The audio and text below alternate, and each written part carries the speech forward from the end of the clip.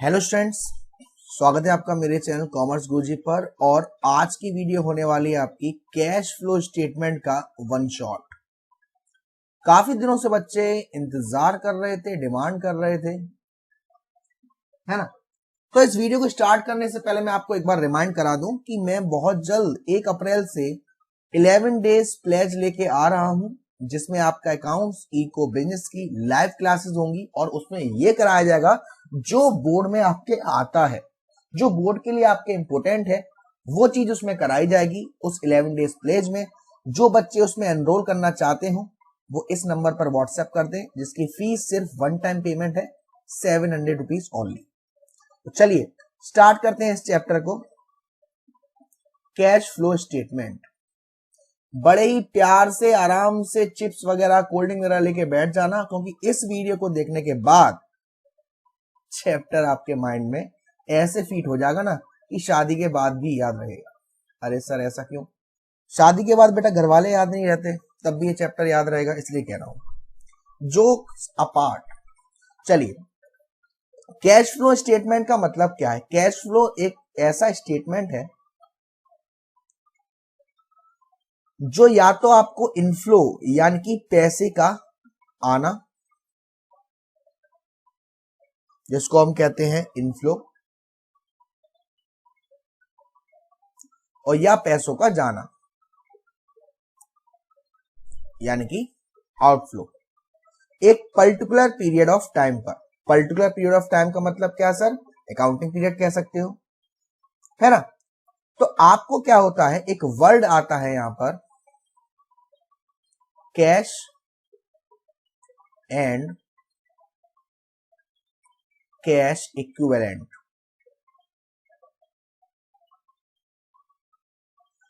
आपको 2 साल की बैलेंस शीट दी होगी, उस बैलेंस शीट में ये एक टर्म होगा cash and cash equivalent. 2 year का दे रखा होगा आपको, 2016 और 2017। मान लो 2016 में दे रखा है 20,000 और 2017 में दे रखा है 40,000। ये 20,000 से 40,000 हो गया, इसका रीजन क्या है?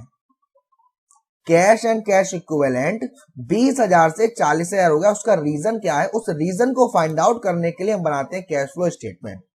तो उस रीजन तक पहुंचने के लिए जो इंपोर्टेंट टर्म्स हैं वो पहले समझ लीजिए। यहां पर 2 टर्म है, एक कैश है और एक है कैश इक्विवेलेंट। तो पहले कैश में क्या क्या आता है और कैश इक्विवेलेंट में कौन कौन से टर्म्स आते हैं वो आप समझ लें अच्छे से। जहां पर बात करी जाए कैश की, तो कैश में हमारा पास आता है cash in hand,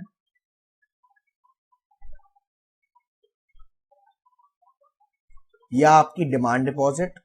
demand deposit वो डिपॉजिट होती है जो बैंक में करी जाती है और ये डिपॉजिट हमारी डिमांड पर पेड होती है। और कैश इक्विवेलेंट कौन कौन से टर्म्स हो सकते हैं?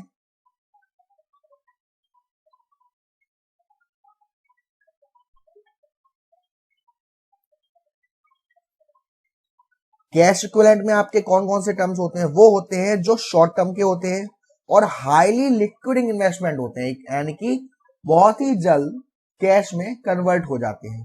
जैसे कि कैश इन हैंड ले लो, कैश एट बैंक ले लो, ठीक।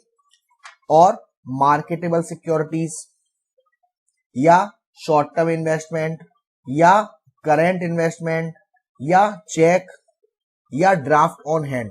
अच्छे से लिख लीजिएगा जो मैं बता रहा हूं।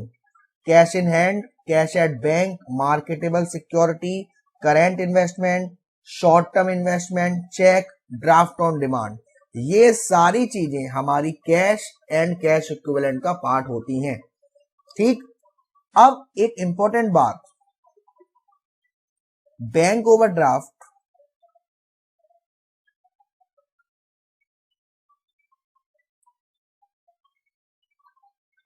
और कैश क्रेडिट, ये कैश एंड कैश इक्विवेलेंट का पार्ट नहीं है, ये शॉर्ट टर्म बोरोइंग है और इनको हम फाइनेंसिंग एक्टिविटी में ट्रीट करते हैं। वो जो कि हम आगे सीखेंगे तब क्लियर होगा। तो ये टर्म क्लियर होने के बाद हमें समझ में आया सर हम कैश फ्लो स्टेटमेंट क्यों बना रहे हैं, क्योंकि बैलेंस शीट में आपको दे रखा है कैश एंड कैश इक्विवेलेंट, और उसका डिफरेंस पता करने के लिए हम एक स्टेटमेंट बना रहे हैं जिस स्टेटमेंट को कहते हैं कैश फ्लो स्टेटमेंट। और इस स्टेटमेंट में हमारी 3 एक्टिविटी होती हैं। Number 1 operating activity,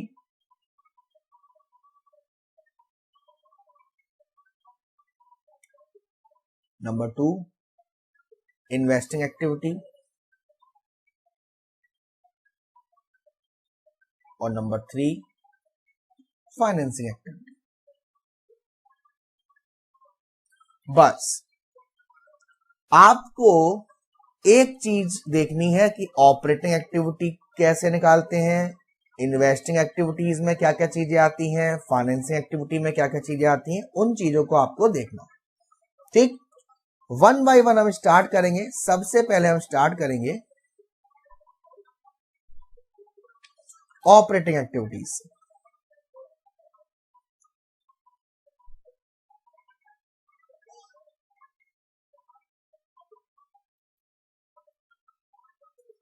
operating activities को स्टार्ट करने से पहले सबसे पहला जो स्टेप होता है आपका, सबसे पहला जो स्टेप होता है आपका वो होता है नेट प्रॉफिट को निकालना।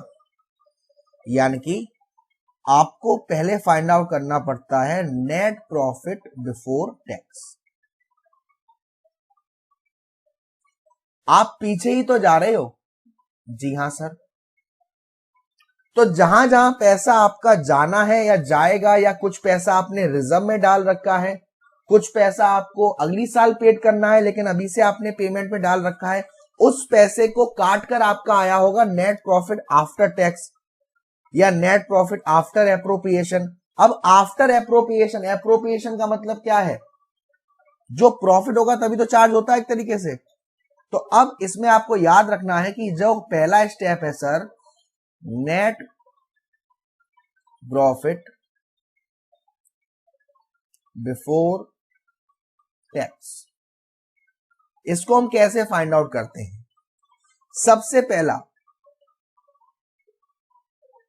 हमें बैलेंस शीट में रिजर्व एंड सरप्लस नाम से हेडिंग होती है, और नोट्स टू अकाउंट में हम देखते हैं। नोट्स टू अकाउंट अगर हमें दे रखा है 1 या 2 या 3, तो उस नोट्स टू अकाउंट में हम जाते हैं और पहला डिफरेंस लेते हैं प्रॉफिट एंड लॉस का। अगर दे रखा है तो statement and profit and loss ले लेंगे, प्रॉफिट एंड लॉस ले लेंगे, उसमें हम डिफरेंस देखते हैं। डिफरेंस यानी कि 2016 में कितना था और 17 में कितना है। एक तरीके से कह सकते हैं क्लोजिंग ईयर के बैलेंस को या करंट ईयर के बैलेंस को प्रीवियस ईयर के बैलेंस से माइनस करते हैं, और अगर करंट ईयर के बैलेंस से प्रीवियस ईयर के बैलेंस को माइनस करके आपका आंसर प्लस में आ रहा है तो ऐड होगा, और प्लस में नहीं आ रहा है तो वो हमारा क्या है, लॉस है, जो कि हमारा माइनस होता है। ये पहला स्टेप। उसके बाद हम देखते हैं कि हमें कोई रिजर्व तो नहीं दे रखा, ट्रांसफर टू रिजर्व या जनरल रिजर्व। आपको यह ध्यान रखना है कि एक होता है आपका एसपीआर, सिक्योरिटी प्रीमियम रिजर्व, वो यहां नहीं आएगा, वो हमारा फाइनेंसिंग एक्टिविटी में आएगा। वो हम जानेंगे बाद में कि उसका क्या ट्रीटमेंट करेंगे। जनरल रिजर्व को आप देखेंगे,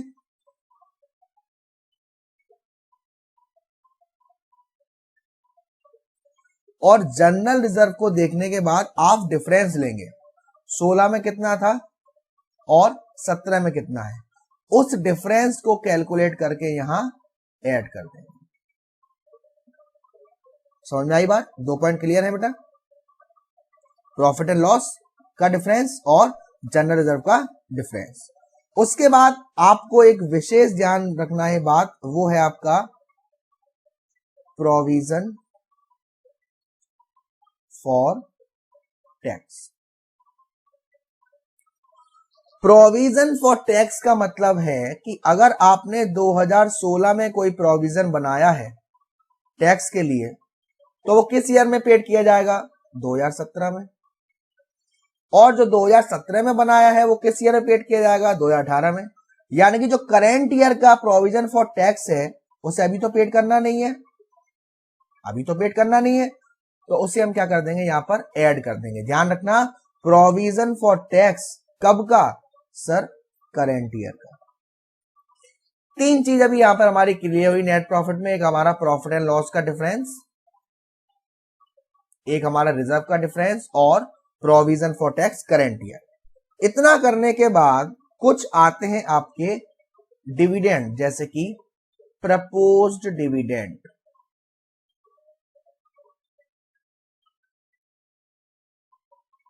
प्रपोज डिविडेंड कभी भी आपको बैलेंस शीट के अंदर नहीं दिखाई देगी, या हो भी सकता है दिखाई दे।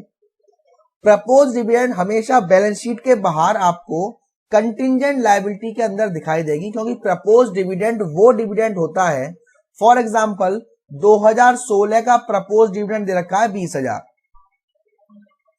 लेकिन ये डिविडेंड जब ही मिलेगा जब एनुअल जनरल मीटिंग में इसे अप्रूवल कर दिया जाएगा, अप्रूव कर दिया जाएगा।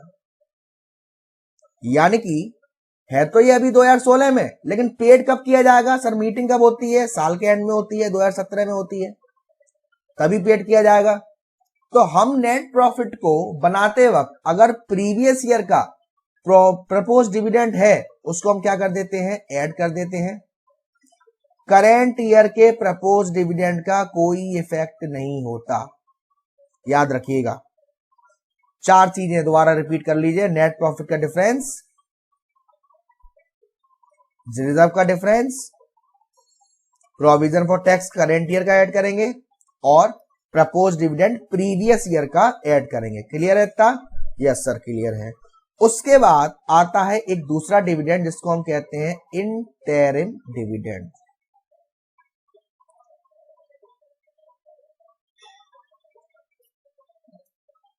इंटरिम डिविडेंड वो होता है जो पेड तो करेंट ईयर का किया जाता है, लेकिन ये जो आइटम होता है वो होता है फाइनेंसिंग एक्टिविटी का, ना कि ऑपरेटिंग एक्टिविटी का। इसलिए ऑपरेटिंग एक्टिविटी का अमाउंट को कैलकुलेट करते वक्त इंटरिम डिविडेंड जो पेड किया है करेंट ईयर का, उसको क्या कर देंगे, ऐड कर देंगे। ये सारी चीजें हो गई, ये सारी चीजें हो गई जो आपको ऐड करना है। और कभी कभी आपको रिफंड ऑफ टैक्स वगैरह भी दिया हो सकता है। रिफंड ऑफ टैक्स का मतलब आपने टैक्स पेड करा और टैक्स को पेड करते वक्त आपको कुछ रिबेट मिल गया या रिफंड मिल गया सरकार की तरफ से, तो उसको भी यहां पर ऐड नहीं करेंगे, ठीक है ना। तो ये इतना करने के बाद आपका आ गया नेट प्रॉफिट।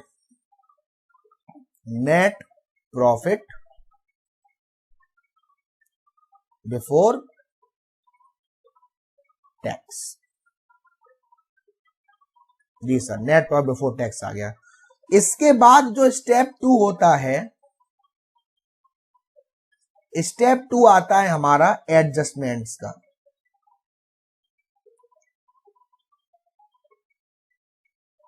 स्टेप 2 आता है हमारा एडजस्टमेंट का। कौन सी adjustment, non cash item, adjustment for non cash items या नन ऑपरेटिंग आइटम। कौन कौन से होते हैं, क्या ट्रीटमेंट होता है, वो समझेंगे।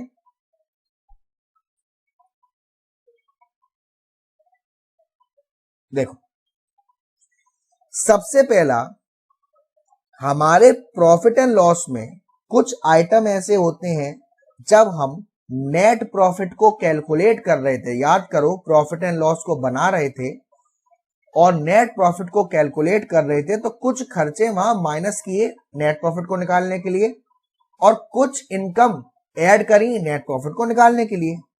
उनसे कैश में कोई रिजल्ट नहीं होगा, कोई रिजल्ट नहीं होगा, ना ही आउटफ्लो होगा ना इनफ्लो होगा, लेकिन यहां पर इनका एक एडजस्टमेंट किया जाता है, क्योंकि हम क्या निकाल रहे हैं सर, नेट प्रॉफिट को कैलकुलेट कर रहे हैं। तो अब उनका ट्रीटमेंट क्या होता है वो समझेंगे। सबसे पहला डेप्रिसिएशन।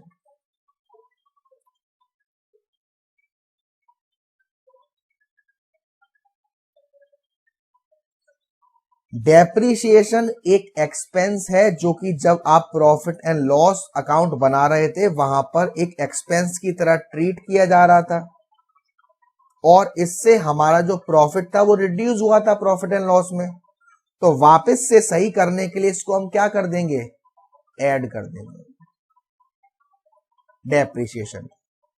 दूसरा पॉइंट, एमोर्टाइजेशन ऑफ फिक्टिशियस या इंटेंजिबल एसेट्स।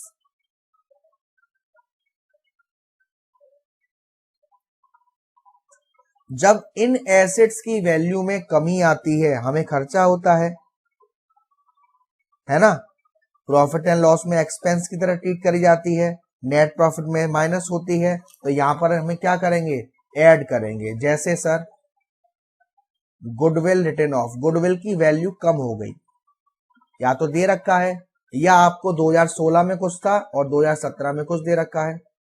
2016 में था 8,000, 2017 में हो गया 6,000, कम हो गई तो आएगी, कम नहीं हुई है, बड़ी है तो नहीं आएगी, याद रखना। Goodwill return of,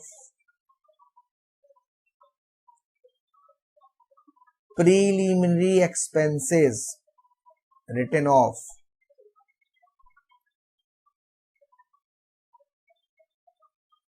discount on issue of debenture return of, trademark या पेटेंट राइट रिटर्न ऑफ, ये सारी चीजें हमारी क्या होती हैं, ऐड होती हैं, क्योंकि प्रॉफिट एंड लॉस करते वक्त ये एक्सपेंस की तरह ट्रीट करी गई हैं और नेट प्रॉफिट में इनका इफेक्ट पड़ा था, माइनस हुआ था, तो वापस सही करने के लिए इनको हम क्या कर देंगे, ऐड कर देंगे।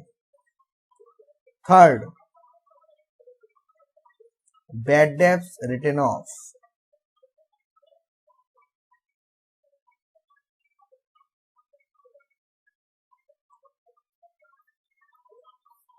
सर बैड डेब्ट्स क्या है, बैड डेब्ट्स रिटर्न ऑफ आपके प्रॉफिट एंड लॉस में एक्सपेंस की तरह ट्रीट करा था, जिससे आपके नेट प्रॉफिट पर असर पड़ा था, तो यहां सही करने के लिए हम क्या कर देंगे, इसको सर ऐड कर देंगे। इतना क्लियर है, ठीक है।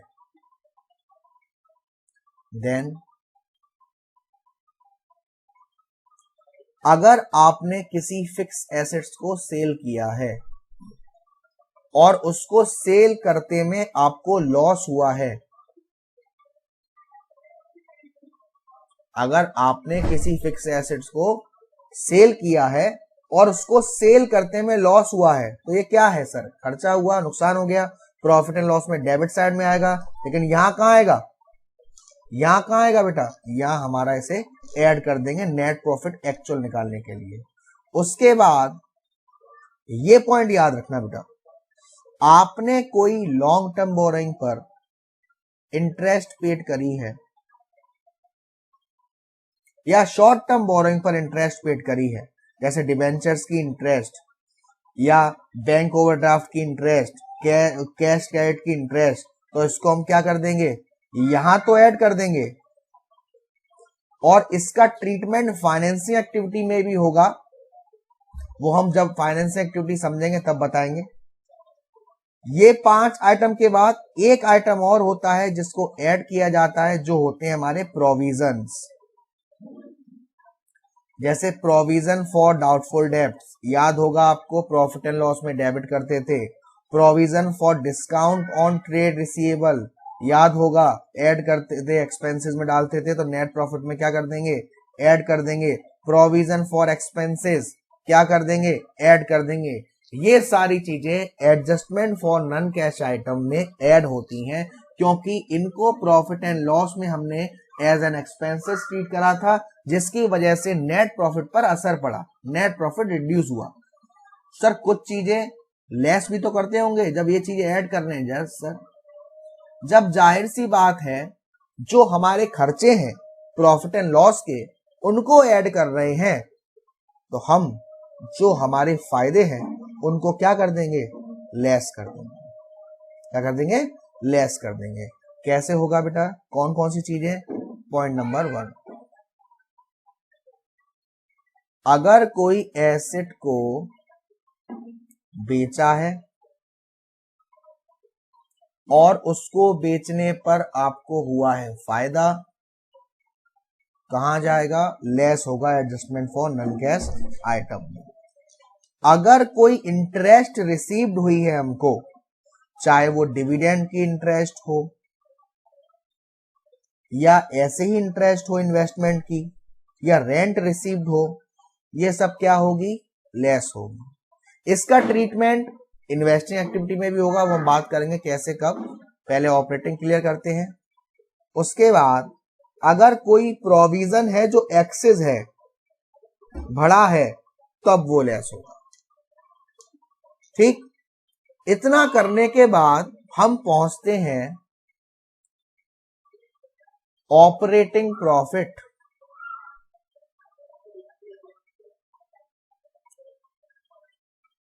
Before working capital change. मैं आपको बता दूं कि मैं कोशिश करूंगा कि इस वन शॉट के डिस्क्रिप्शन में मैं एक वीडियो की लिंक लगाऊंगा कि बोर्ड में कैश फ्लो से रिलेटेड कैसा क्वेश्चन आएगा या आता है और आपको उसे कैसे सॉल्व करना है। तो अभी हमारा आया operating profit before working capital changes. Operating profit before working capital changes. Sir cash flow from operating activity या कैश फ्लो फ्रॉम ऑपरेटिंग आया? नहीं आया बेटा। क्यों नहीं आया? क्योंकि अभी ये ऑपरेटिंग प्रॉफिट है लेकिन वर्किंग कैपिटल में चेंज होने से पहले। तो वर्किंग कैपिटल तो आपको मालूम है क्या होती है, current asset minus current liability. तो अभी इसमें क्या करना बाकी है, अगर हमारी करंट एसेट्स में डिक्रीजमेंट आता है उसे क्या कर दो, ऐड कर दो, डिक्रीज इन करंट एसेट्स। और अगर हमारी करंट लायबिलिटी में इंक्रीजमेंट आता है तो क्या कर दो, ऐड कर दो। सर क्यों करेंगे डिक्रीज? फॉर एग्जाम्पल आपके पास स्टॉक था 40,000 रुपए का, अब स्टॉक रह गया 20,000 रुपए का। मुझे बताओ ये 20,000 का स्टॉक कहां गया, तेल लेने? अरे नहीं यार, तेल क्यों लेने गया, बेच दिया होगा ना। बेचा होगा तो पैसा आया होगा, जाहिर सी बात है, पैसा आएगा तो क्या करेंगे, ऐड करेंगे। और ये क्या हुआ, करंट एसेट्स डिक्रीज हुई ना। जी सर डिक्रीज हुई। ऐसे ही करंट लायबिलिटी, करंट लायबिलिटी मान लो क्रेडिटर्स 30,000 के थे, अब हो गए 60,000 के। 30,000 बढ़ गए, यस सर बढ़ गए। पैसा आया होगा, यस सर ऐड करेंगे। लेकिन sir current assets, current liability क्या हो गई, इंक्रीज हो गई। सेम ऐसे ही इसका जस्ट वाइस वर्सा, जो आपकी करंट एसेट्स इंक्रीज होंगी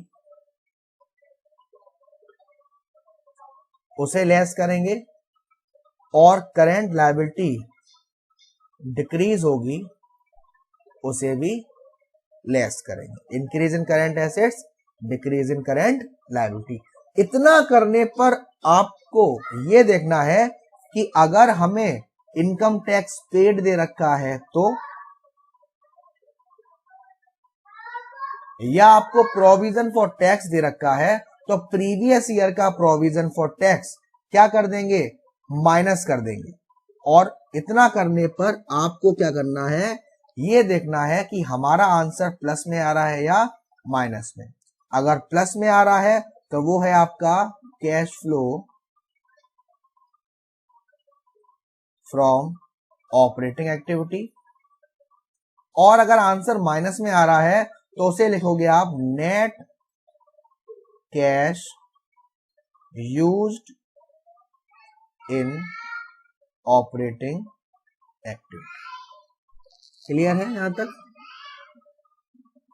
यहां तक क्लियर है? Okay sir. तो यहां आपका हुआ ऑपरेटिंग एक्टिविटी, सबसे टेढ़ी एक्टिविटी और सबसे डिफिकल्ट एक्टिविटी आप इसी को कह सकते हो, है ना। चलिए सर ऑपरेटिंग एक्टिविटी आ गई। अब ऑपरेटिंग एक्टिविटी के बाद आपकी आती है investing activity. Cash flow from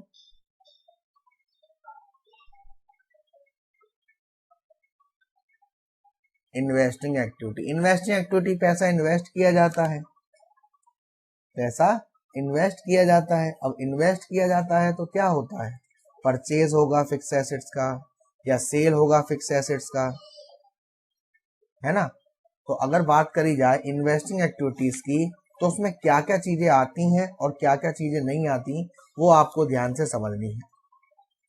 आपने किसी फिक्स एसेट को सेल किया, पैसा आएगा, क्या होगा, वो ऐड होगा सर।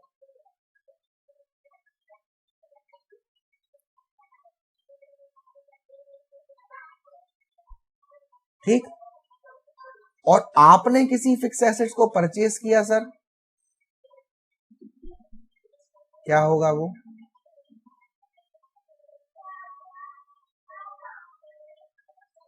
लेस होगा। याद रखना, ये ऐड होगा और ये लेस होगा। अगर आपने कोई नन करेंट इन्वेस्टमेंट को, आपने किसी नन करेंट इन्वेस्टमेंट को सेल किया है, सेल ऑफ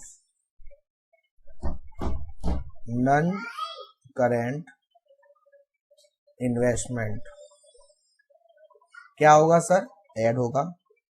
और अगर आपने किसी नन करेंट इन्वेस्टमेंट को परचेज किया है, क्या होगा, लेस होगा।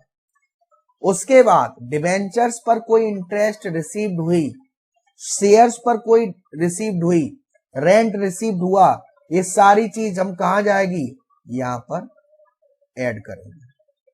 ठीक।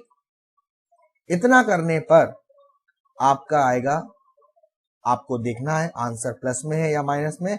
प्लस में है तो cash flow from investing activity, minus में है तो वो net cash used in investing activity. अब दिक्कत कहां आती है वो समझना। मान लीजिए 2016 में आपको फिक्स एसेट दे रखी है और 2017 में आपको फिक्स एसेट दे रखी है। 2016 में फिक्स एसेट्स है 40,000 और 2017 में फिक्स एसेट्स है 60,000 और कुछ भी नहीं दे रखा आपको। तो मुझे बताओ क्या हुआ, ये 40,000 से 60,000 कैसे हो गई होगी, 20,000 रुपए की सर हमने क्या कर ली, परचेज कर ली। यही उल्टा होता तो क्या कर दी होती, सेल कर दी होती। लेकिन अगर इनसे रिलेटेड कोई एडजस्टमेंट भी दे रखा है तो हमें कुछ अकाउंट मेंटेन करने पड़ते हैं। इन अकाउंट का बहुत महत्व है, बहुत ही ज्यादा इंपॉर्टेंस है। वो हम सीखेंगे कि ये अकाउंट कैसे बनते हैं। तो इसमें केस 1 ये होता है कि अगर आपको बैलेंस शीट में प्रोविजन फॉर डेप्रीशिएशन या एक्यूमुलेटेड डेप्रीशिएशन दोनों सालों का नहीं दे रखा है, तो इसका मतलब ये है कि जो फिक्स एसेट्स है वो रिटन डाउन वैल्यू मेथड से करी जा रही है और हमको एक फिक्स एसेट्स अकाउंट बनाना पड़ता है रिटन डाउन वैल्यू मेथड के हिसाब से। उसके बेसिस पे फिक्स एसेट्स अकाउंट कैसे बनता है, आई होप आपको फिक्स एसेट तो पता होंगी ना कौन कौन सी होती है। इतने तो होशियार होंगे, प्लांट मशीनरी या मशीनरी जो भी। नन करेंट इन्वेस्टमेंट तक का अकाउंट बनेगा बेटा, याद रखना। ठीक है। अब यहां क्या होता है, यहां आपका जो प्रीवियस ईयर का बैलेंस होता है, यानी कि मान लो 2 ईयर दे रखे हैं 2016 और 2017, जो प्रीवियस ईयर का बैलेंस होगा उसको हम डालेंगे यहां टू बैलेंस बीडी, या मैं लिख दे रहा हूं प्रीवियस ईयर। और जो करेंट ईयर का बैलेंस होगा, यहां पापा लिख दूं पर्टिकुलर अमाउंट, पर्टिकुलर अमाउंट। और जो करेंट ईयर का बैलेंस होगा उसे हम क्या लिखेंगे, यहां लिखेंगे by balance CD, current year. उसके बाद हमें देखना है कि कहीं क्वेश्चन में करेंट ईयर का डेप्रीशिएशन दे रखा है या नहीं, किस पर, फिक्स एसेट्स पर, तो उसे हम कहां डालेंगे, बाय डेप्रीशिएशन।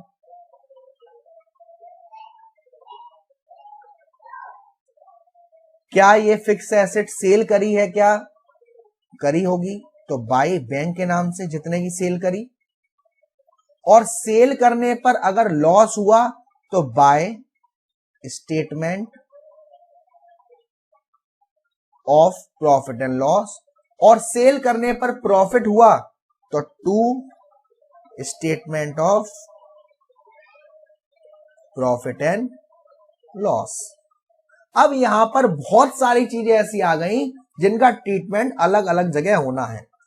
अगर प्रॉफिट हुआ ऑपरेटिंग एक्टिविटी में एडजस्टमेंट वाले में लेस होगा, लॉस हुआ ऑपरेटिंग एक्टिविटी में एडजस्टमेंट वाले में ऐड होगा, डेब्ट कहां जाएगा एडजस्टमेंट में ऐड होगा, सेल कहां जाएगी इन्वेस्टिंग में।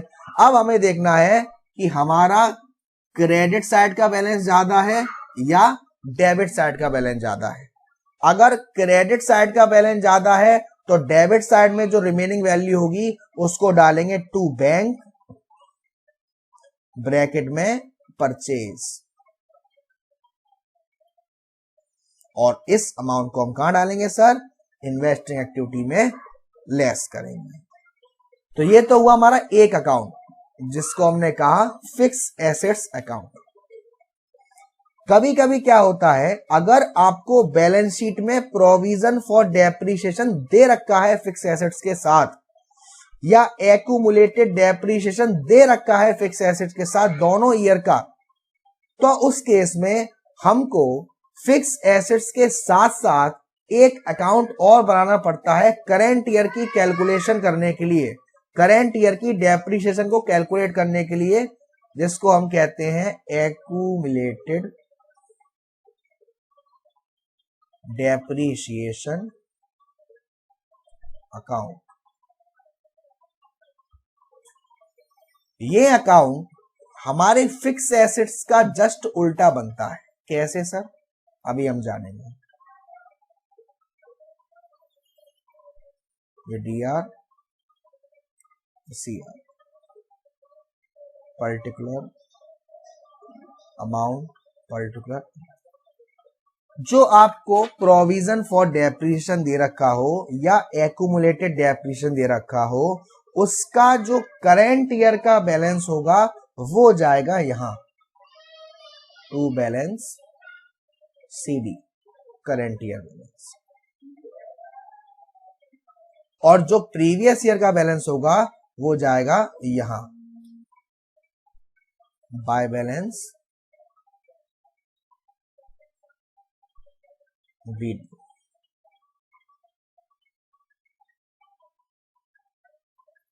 क्लियर है? ये फर्स्ट स्टेप, करेंट ईयर का जो बैलेंस जाएगा वो यहां, और प्रीवियस ईयर का जो बैलेंस होगा वो यहां। उसके बाद आपको ये देखना है कि कहीं एडजस्टमेंट में कोई आपको डेप्रिसिएशन तो नहीं दे रखा उस मशीन पर। किस मशीन पर? एक्यूमुलेटेड डेप्रिसिएशन जिसे कहते हैं। अगर आपको एक्यूमुलेटेड डेप्रिसिएशन दे रखा है, एक्यूमुलेटेड डेप्रिसिएशन का मतलब होता है टोटल डेप्रिसिएशन, उसे डालेंगे हम यहां जिस एसेट्स पर लगा है उसके नाम से। जैसे मशीन पर लगा है तो टू मशीन, और जाहिर सी बात है डेबिट साइड ज्यादा होगी, क्रेडिट साइड कम होगी, तो क्रेडिट साइड में वो किस नाम से आएगा, बाय डेप्रिसिएशन। और ये डेप्रिसिएशन कौन सी निकली सर, करेंट ईयर की बैलेंस करके। सर अगर डेप्रिसिएशन दे रखा हो तो बाय डेप्रिसिएशन यहां आ जाएगा, और यहां टू में आ जाएगा accumulated depreciation balancing figure. Clear है? ये दो अकाउंट तो होते हैं मेन जो आपके बहुत इंपॉर्टेंट है। एक तीसरा अकाउंट भी बनता है किसी किसी केस में। वो केस क्या होता है सर, जब आपको क्वेश्चन में प्रोविजन फॉर टैक्स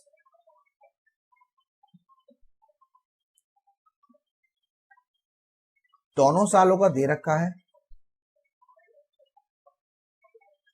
2016 का भी और 2017 का भी, और एडजस्टमेंट में आपको इनकम टैक्स पेड दे रखा है या प्रोविजन फॉर टैक्स दे रखा है, उस केस में तो यहां पर आपको एडिशनल में आपको इनकम टैक्स पेड दे रखा है या प्रोविजन फॉर टैक्स भी दे रखा है, उस केस में हम बनाते हैं प्रोविजन फॉर टैक्स का अकाउंट।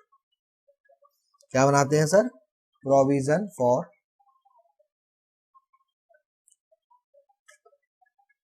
टैक्स का अकाउंट। ये कैसे बनता है?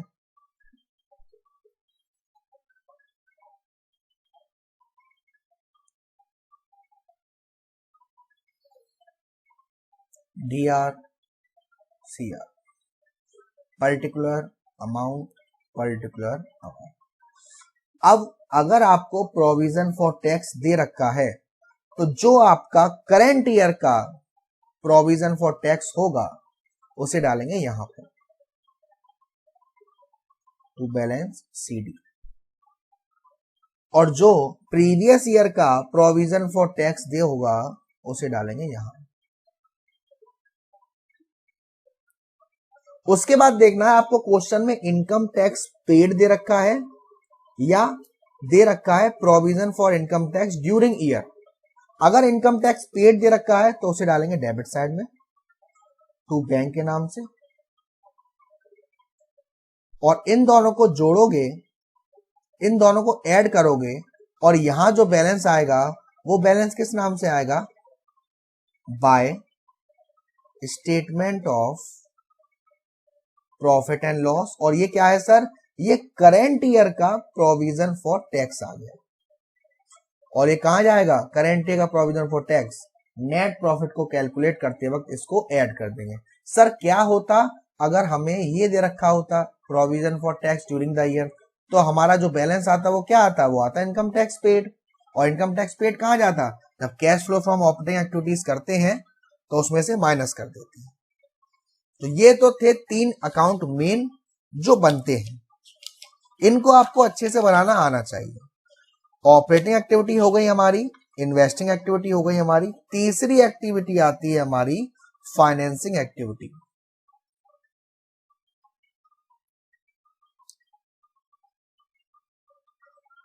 फाइनेंसिंग एक्टिविटी में क्या होता है कि हम मार्केट से जो पैसा उठाते हैं वो कहां कहां से उठाते हैं, तो वो या तो हमने शेयर इशू करे वहां से लिए,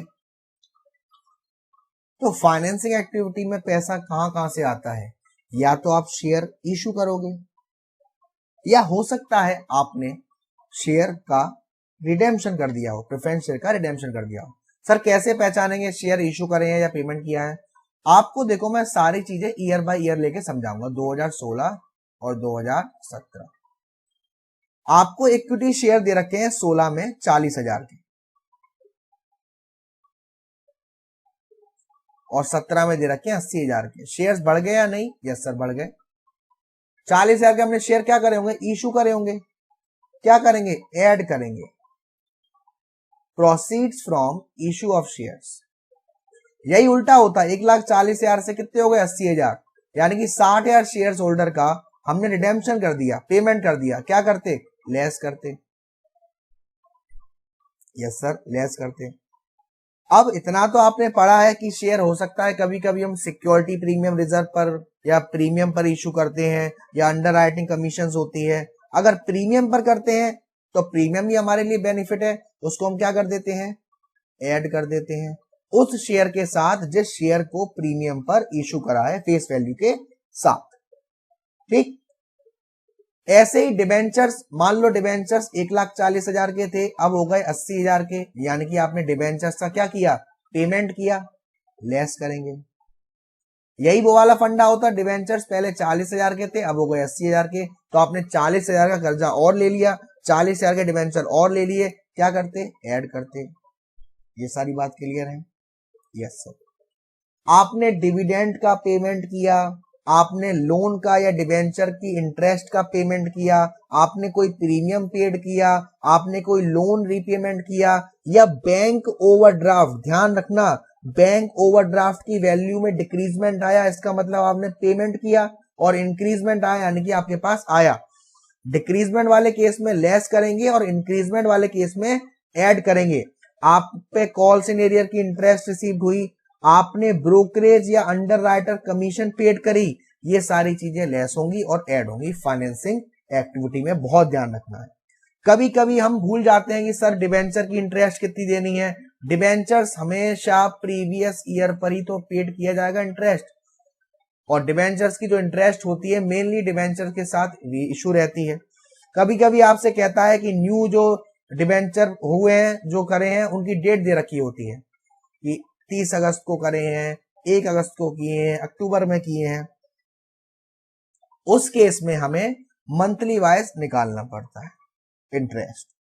तो यहां करने पर आपकी तीनों एक्टिविटी के अमाउंट आ जाएंगे, ऑपरेटिंग के भी, इन्वेस्टिंग के भी और फाइनेंसिंग के भी।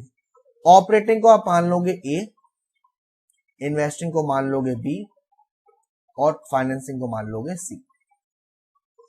इन तीनों को ऐड करने के बाद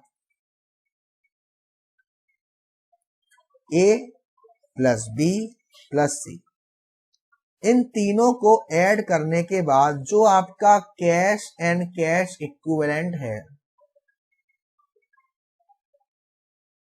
उसके प्रीवियस ईयर से यानी कि बिगनिंग वाले ईयर से इस अमाउंट को क्या करोगे, ऐड करोगे। और अगर आपका अमाउंट सेम जो कैश और कैश इक्विवेलेंट का करेंट ईयर का बैलेंस है या 17-16 है तो 17 का बैलेंस है उसके बराबर आ रहा है, इसका मतलब आपका जो कैश फ्लो स्टेटमेंट है वो बिल्कुल सही बना है। तो मेरे प्यारे बच्चों, कैश फ्लो स्टेटमेंट का वन शॉट वीडियो यहां खत्म होता है।